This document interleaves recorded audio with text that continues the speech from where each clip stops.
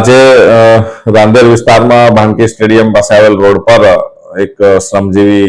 રાહુલભાઈ ગોરસિંહભાઈ વાઘેલા, જે મૂળ દાહોદ જિલ્લાના જાલોદ તાલુકાના વતની છે,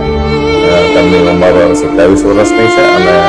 સરકારશ્રીના જે રેન બસેરા શેલ્ટર હાઉસ બનાવેલ છે તેમાં રહી અને મજૂરી કામ કરે છે, છૂટક મજૂરી. તેમની સાથે અબ્દુલ રહેમાન શેખ નામનો 42 વર્ષની ઉંમરનો છે, જે અહીંયા સુકૂન ટેનામેન્ટ ન્યૂ રાંદેર રોડમાં રહે છે. તે પણ ઘણી વખત મજૂરી કામે મળતા હોય છે, એટલે એમને પ્રકારની ઓળખાણ હતી અને બંનેને આજે ભાનકી સ્ટેડિયમ રોડ પર બોલાચાલી થયેલી અને એનાથી પછી ગાળાગાળીમાં જે આ અબ્દુલ રહેમાન શેખ છે ઉશ્કેરાઈ જઈ અને તેના પાસેથી થોડી વાર માટે ઘરે જઈ ચપ્પુ લઈ આવેલ. એ દરમિયાન આજે રાહુલભાઈ છે એ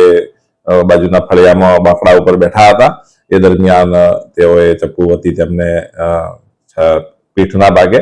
છાતીના ભાગે ઈજા કરતા તેઓને સારવાર માટે લઈ જતા દરમિયાન મૃત્યુ નિપજેલ છે અને આ બાબતે હત્યાનો ગુનો નોંધી વિથ એટ્રોસિટીની કલમો લગાડી અને આગળની તપાસ ડીવાયએસપી શ્રી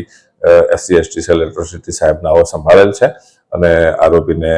પકડી પાડવામાં આવેલ છે.